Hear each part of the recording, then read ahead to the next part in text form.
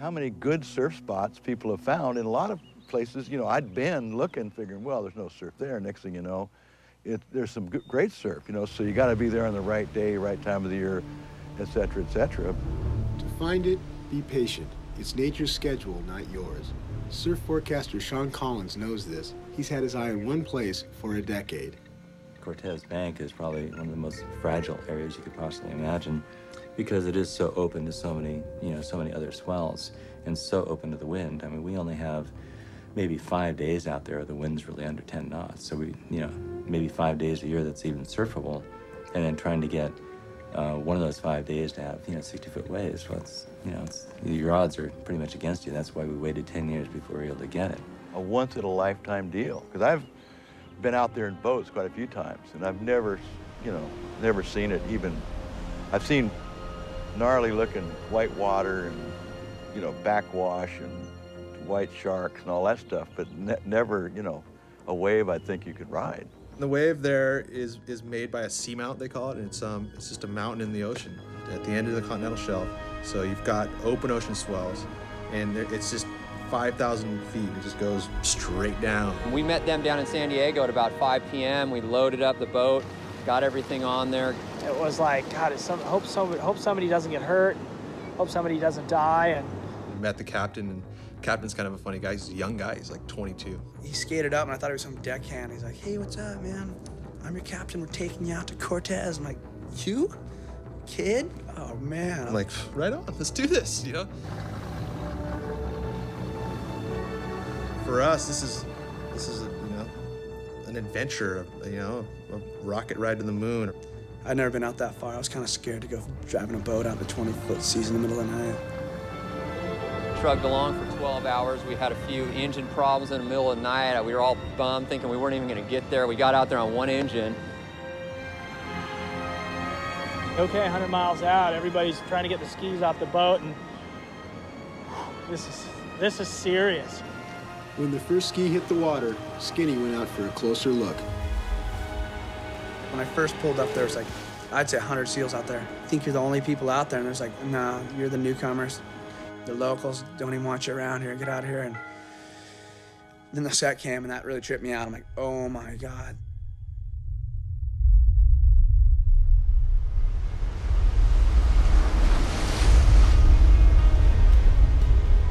So we knew then, we had some perspective that it was pretty darn big. That was just a shocker for me. Like, oh my God, I'm 100 miles out to sea on a jet ski. It's like watching these waves. Let's do this. There are very few surfers in the world who would have the mindset or the ability to go out and surf waves of this size at a break completely unknown. Peter Mell caught the first wave, and John Walla, the young boat captain who paddled out for a closer look, realized he'd made a serious mistake.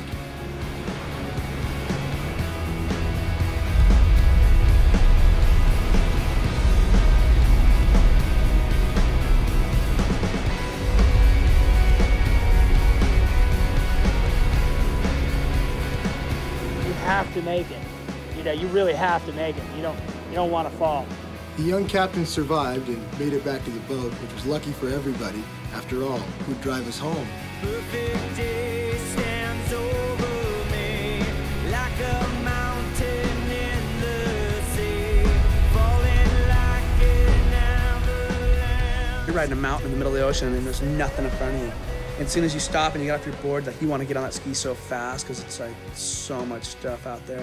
You guarantee there's some big fish out there that'd love to eat you. Cortes is teeming with life. With all the seals, it's a snack stand for white sharks. But when you're this excited, nothing exists except the wave.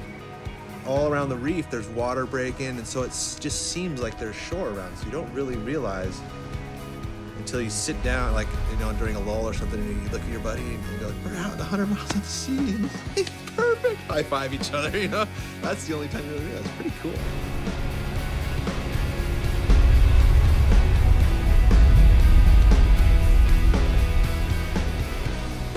Those guys actually got, you know, the biggest wave because it was their turn. It was just the luck of the draw. Like, oh, I'm watching them get this thing. I'm like, oh my God, it's such a killer wave. Whew. Swell's starting to pick up. I'm like, turn around, I'm like, you want this one? And he's like, I remember going through my mind going, you know, you know, don't be a wuss.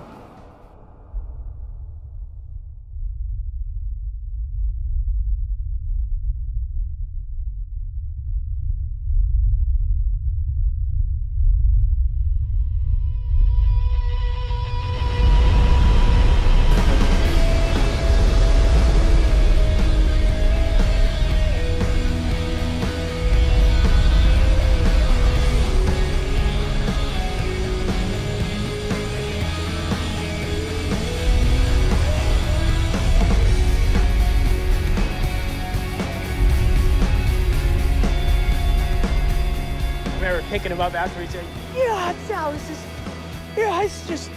I was dropping in forever. I just kept going and kept going and kept going and kept going. He goes, it was the biggest wave I ever had in my life. And he was just, woo. And I'm like, well, get back on. Here's another one. And just right back out there. And wham, put him into another one.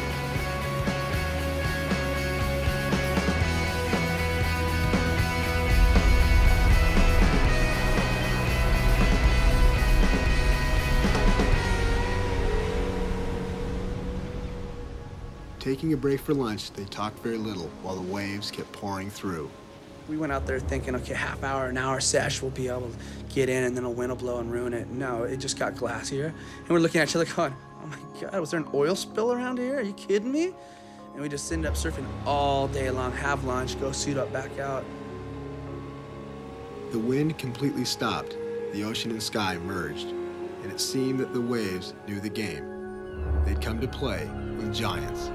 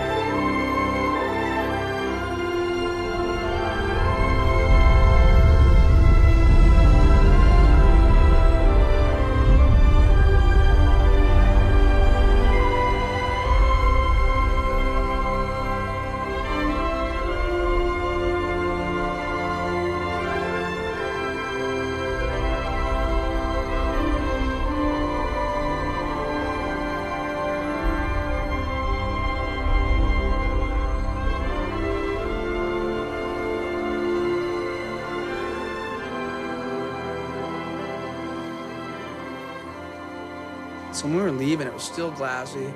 Sun's going down, it's all pink. You're watching the waves stand up offshore, blow off it like a giant stallion running in the middle of the ocean. Like, oh my God, was that for real? Still like kicking yourself, pinching yourself. And then that ride home when we were just sitting there with the four of us, looking at each other, just glowing, you know, and you don't even have to say anything to each other. You just kind of look at each other and just smile and, yeah, this is it. This is how good I feel. This is what it's all about.